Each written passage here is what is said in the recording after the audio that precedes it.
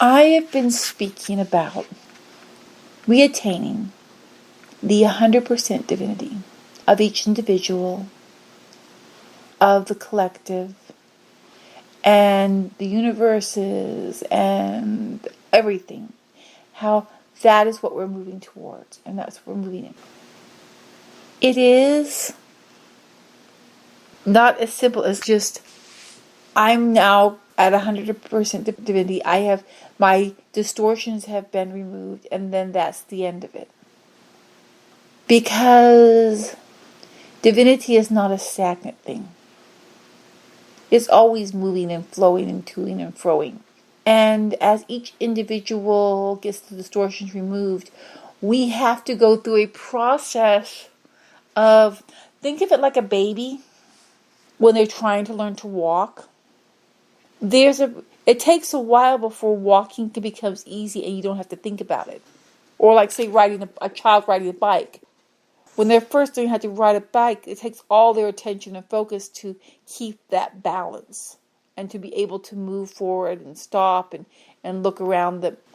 We're going to get to the point where people are getting to the point where the distortions are being removed, and you're going to be able to move in that balanced state. But it takes practice and work to be able to learn how to maintain that balance and maintain it in different situations. So when you're first learning to ride a bike or you're first learning to walk, you have to learn how to maintain that balance, and you have to focus and think about it, and you have to look carefully what's ahead and how am I going to react to it. With time, when you're walking, you don't sit there and think about, okay, I'm going to put this foot here and that foot there and lean this way and lean that way. And okay, it becomes easier and easier. And you start to do it without even thinking. It's just the natural way of moving through life.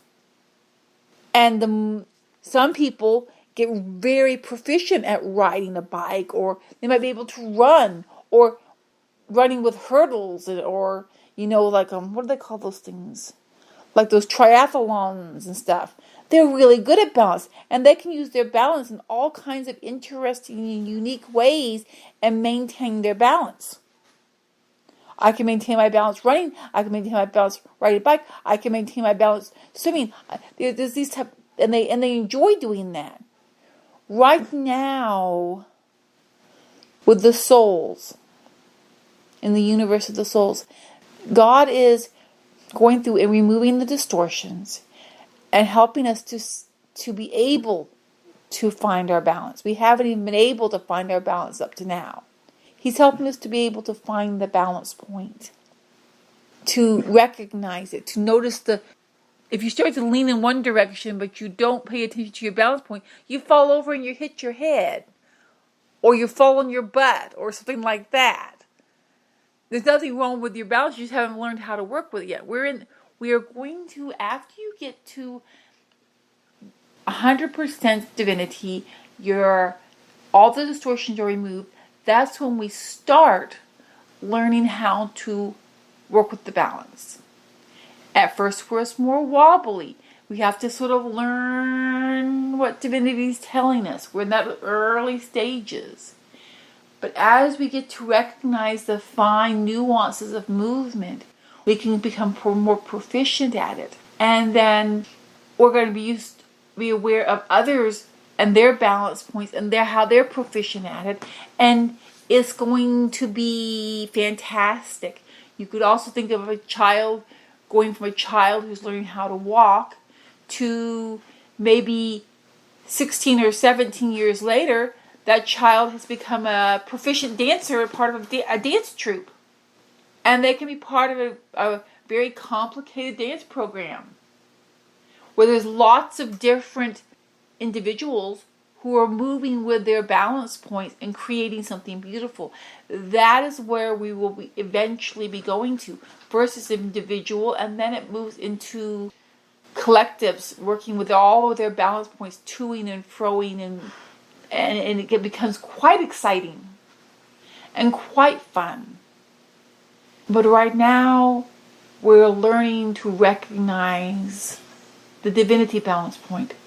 It's like Recognizing the divinity balance point is living without laws, without reasoning. You just move and are always acting in a place that's always harmonious and loving and fair and creative. It's not, I'm going to do this because of that. That is a law or a rule or morality that is taught to us. Sometimes those are in line with divinity. But when we do something because there is a law or there is a rule, we are not listening to our own divinity. Because our own divinity may have us do something different. For instance, there may be a law that you should drive on a certain street, say 50 miles an hour. There's a speed limit of 50 miles an hour. And you could say, okay, I'm going to drive on this road going 50 miles an hour. But say that it's foggy. Well, what if you decide that I know the law says this, but I'm going to choose to drive differently because of the conditions? Well, that would be like divinity. I don't care about a law. I'm going to do what's in harmony with the conditions around me. I'm not doing it because of the law. I'm doing it because this is what is natural and right and I can feel it. So, but what if all of a sudden, there's a rock slide behind you? You might go faster than 50 miles an hour because you're acting in harmony with what is around you. What if you see a bunch of kids playing at the side of the road? You might go very, very slow because you're working in line with divinity. So when you're learning that balance and that point of divinity, it's not about what is the laws, what are the rules, how can I make this happen, and let me rationalize or reason this as this is right or wrong, or why this is right or wrong. It is recognizing this, what the circumstances around which you are existing, and moving in that divine way. What you're at is you're at the point where, yes, the distortion have been removed. Now we're at the point of some old things you have pushed down, put to the side, didn't want to look at, and may have habitual ways of dealing with things. It's now time to deal with them. It's now time to release them and just allow divinity to bring the alignment. And that may mean that you may be naturally inclined to do something. You may be just let it go and it might be just gone. And if you're not doing it to get forgiveness, you're not doing it to make somebody not mad, and you're not doing something to say, okay, now that I've done it, it's dealt with and that's the end of it. You're moving along with divinity. And whatever divinity shows you as the balance point, then you will move with it. And it will be comfortable. Divinity is comfortable. If you're feeling uncomfortable, it's trying to tell you something.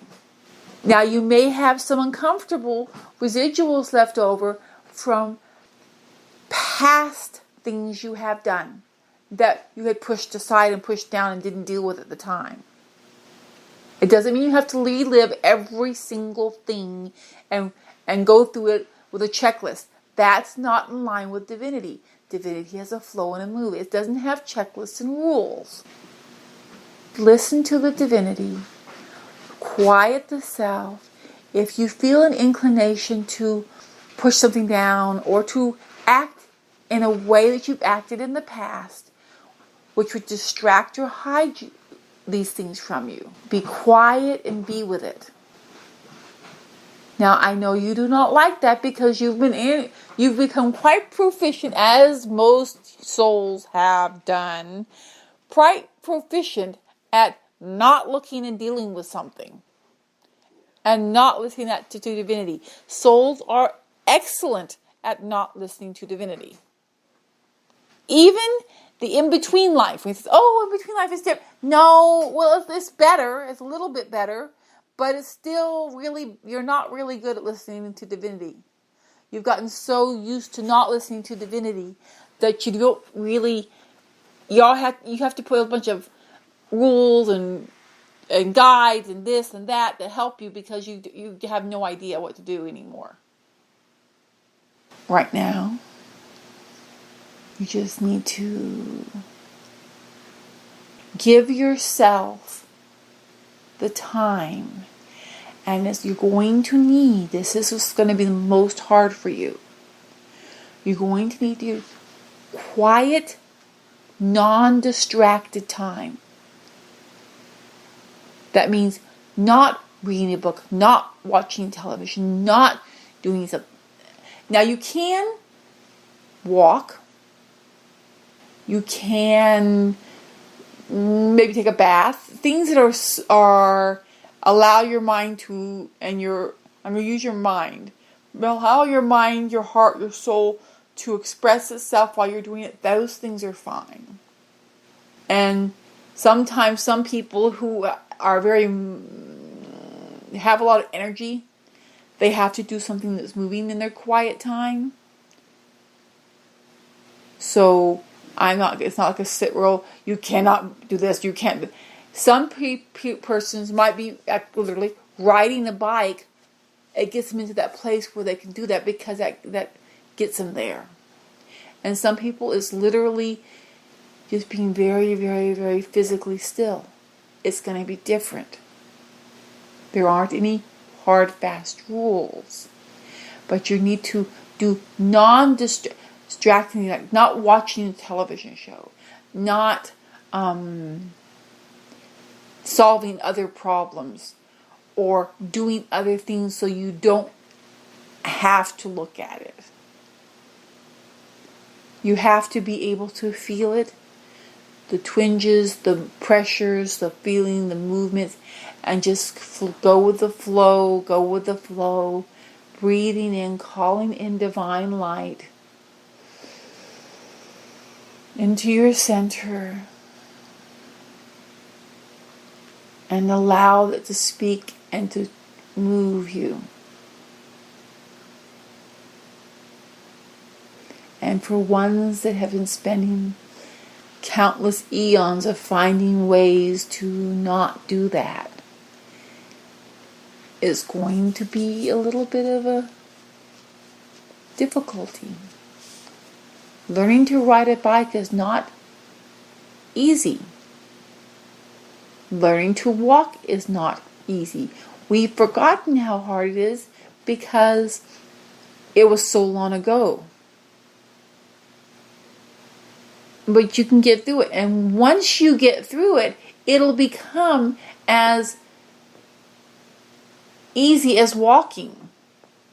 You don't spend a lot of time thinking about it while you're doing it. If you're going to walk from, say, even people who don't like to walk don't usually spend a lot of time thinking about, okay, I'm going to pick this foot up, bend this knee, I'm going to touch the ground with this. Okay, now I'm going to... They don't sit there and think about that. You just sort of get up and move. You just go over here and you do that.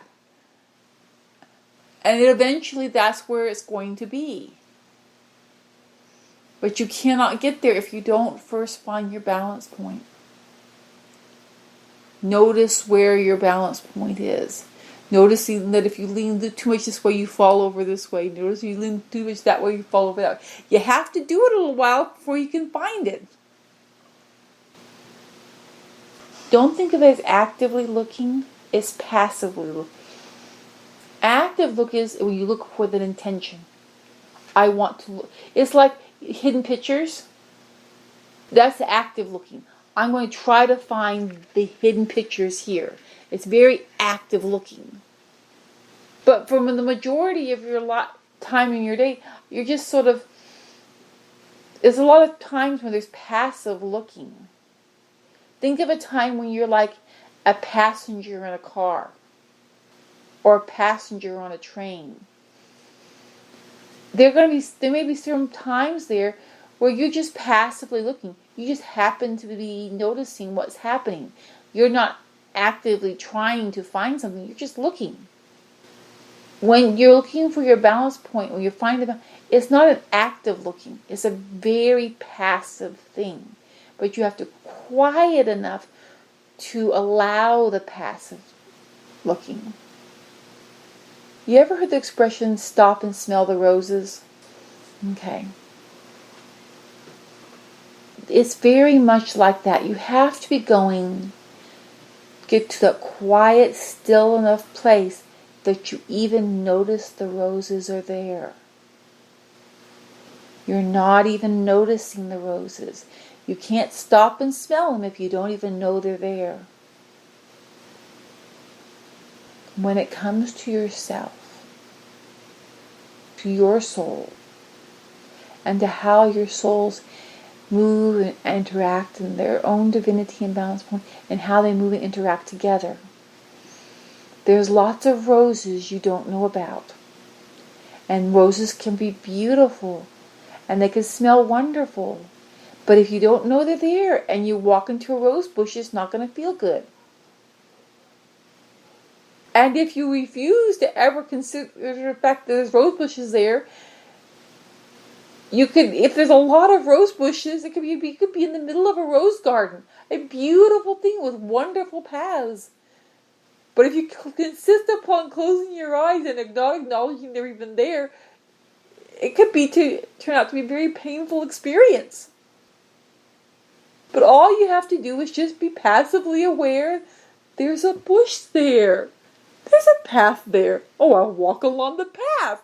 I won't walk into the bush. You don't have to really spend a lot of time considering how to do this. You just sort of do it. If you're out walking in the woods, I'm not being chased around. You're just taking a leisure walk. You don't start running into trees. Because why? Because you passively realize there's a tree there and you go around the tree. It's just natural and normal. Or if there's a big rock, you go over the rock or around the rock. You don't just run into the rock because you passively are aware it's there. You don't have to sit there and spend lots of time figuring it out. So it's a passive thing. It's very smooth and passive and natural and flowing. Flowing is a good illustration because the movement it just naturally takes place. For instance, water going down a stream bed. Water will naturally find the easiest path. It just naturally does. It doesn't have to figure it out. It just naturally takes the easiest path. And your divinity will naturally take the easiest, smoothest path. The path it's been on has been bizarre and difficult because it's not just being allowed to just take a natural flow. I know that right now you're thinking, if I just let it do what it naturally wants to do, I'm going to do all the stuff I used to do. This is why you get quiet and just let it naturally flow, call in the divine light, and you will be able to see the easiest path and feel the easiest path. Because the path of pushing something down, the path of trying to hide something over there is not easy and it does not feel comfortable. It might be a choice to try to avoid something, but it doesn't feel comfortable. But you're dealing with it. If you're trying to hide it and you're lifting it and carrying it and pushing it over there, you're dealing with it. And you never let it go. And everything you've ever held on, you're having to carry it around. And if a child wants to hide a cookie, it might be able to hide a cookie. It may even be able to hide a couple cookies. But if it has 30 or 100 cookies, can a child hide 100 or 100 cookies on its body as it's walking around? No, it can't do it. All these little things here, or little things there. One, okay, maybe even a couple, okay. But at some point, is it comfortable? If you had to try to have 100 cookies all over your body, hidden around things, is it comfortable? You couldn't sit down. You couldn't bend. It's probably in some stinky places. So you can't be happy. You can't just sort of do anything. It's not working. And the thing is all those cookies, the child may have hidden because they thought they couldn't have them. They'd get in trouble if they had them. What if it says, can I have some cookies? Sure. What do you mean? I've been hiding all these cookies because I thought I wasn't going to be able to have them, and I can have as many as I want? What do you mean? It's like, yeah, you can have much happiness and joy and be as expansive and creative as you want. But I've been hiding things. Okay, you don't have to. Quit shoving cookies down your pants to hide them. You're not going to want to eat them later on, and it's not going to feel very comfortable. So just slow down. Let it work its way through. Notice it. Pay attention to it. Acknowledge it. Recognize it. Be balancing.